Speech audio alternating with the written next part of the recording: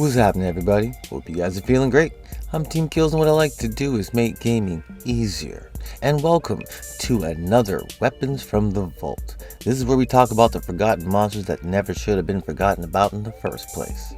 So, somewhere in between war crimes and mass destruction, although they might be the same things depending on conditions, I'm not sure. But somewhere in between those two horrible things is Lato type of damage. Now I know what you're thinking. Isn't Lato type of damage no type of damage, or negative damage even? I'm pretty sure when you shoot someone with the Lato, they receive health. Now, I know, on base stats and just age, the Lato ain't the best of anything.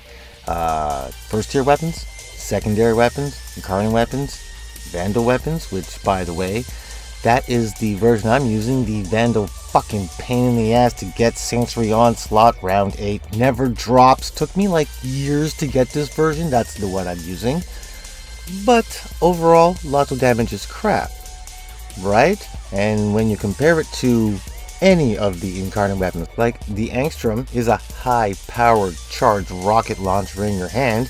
Its usability is a little weird, but its damage makes up for it, and it's better than the Lato.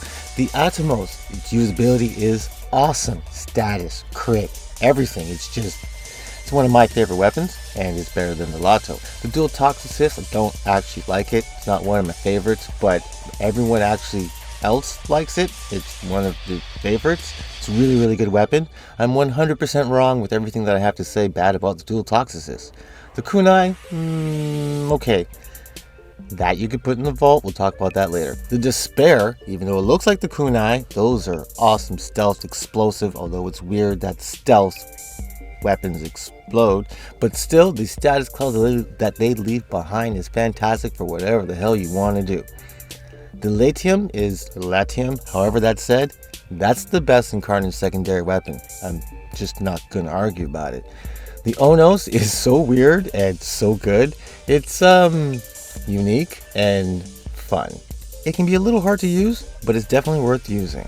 The Synoid Gamma Core, or the normal Gamma Core, any kind of Gamma Core, it's really easy to use. The way it changes, the way it transforms, if you have the Synoid version, the way its status, injustice, and procs infects the entire room. I couldn't decide which words I want to use there, but the way it works is fantastic. The Zylok, I don't like the way it works, but once again, that gun is so good, I have to pretend like I like the way it works. All those weapons, with the exception of the Kunai, they're better than the Lato. So, I know I just finished saying all these weapons are better than the Lato, and now you're probably saying, why the hell would I ever use the Lato? Well, let me give you a reason to use the Lato. Now, in my opinion, and you can disagree, but I feel that 192% chance, which jumps up to 216 in the Incarnon form, by the way, but I feel that 192% chance to do 10.5 times just over 4,500 damage, which could also jump to 5. It's completely up to you how you build this thing. But basically 200% chance to do 10 times around 5,000 damage. I think that's a good reason to pick the Lato, but I can make it even better. I added hydraulic crosshairs at first. This mod gives you a extra 135% crit chance for 9 seconds after shooting somebody in the face, which is what I love to do. Which, by the way, this might be overkill, because Cascadia Overcharge, that adds 300% crit chance on my secondary weapons when my Warframe has overshields. So if I'm taking too long to shoot somebody in the face and my overshields go down, then hydraulic crosshairs will take over. But Cascadia Overcharge, that's the much better way to get the full crit chance possibilities.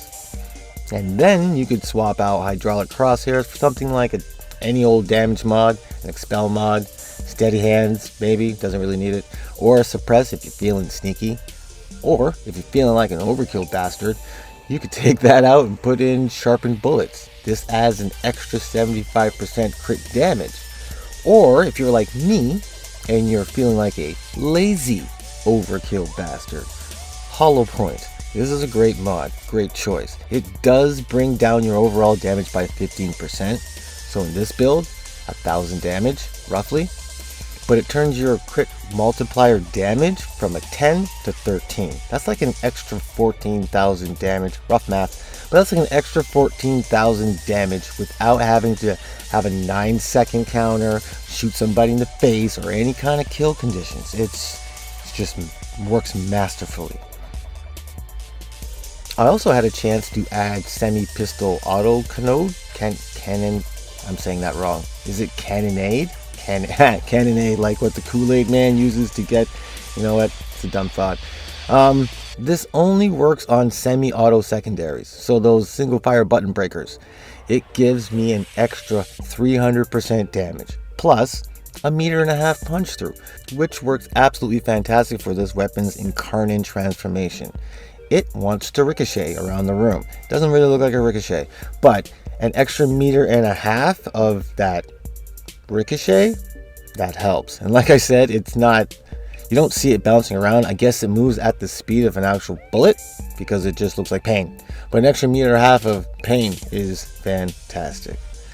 Now, honestly, I don't think any of the Incarnon weapons belong in the vault.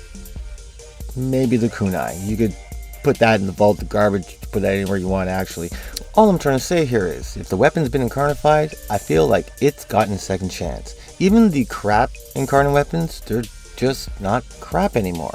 Speaking of crap weapons aren't crap anymore, the Lato Vandal version, I'll be honest with you, I'm not 100% sure it's worth all the work it is to get the Vandal version. It is better in stats. I'm not sure it's that much better to have the second worst awesome Incarning weapon, if that makes sense.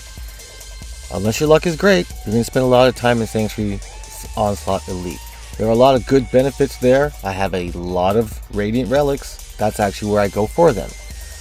But it doesn't drop. Its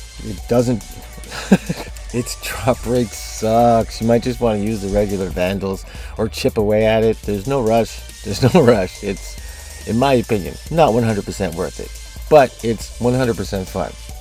Now on that note, I hope this helped. I hope you join the team of killers. Become a killer team. Let me know what you're thinking in the comments. It's one of the ways we could talk. Make sure you keep it easy in life. And remember, just keep gaming.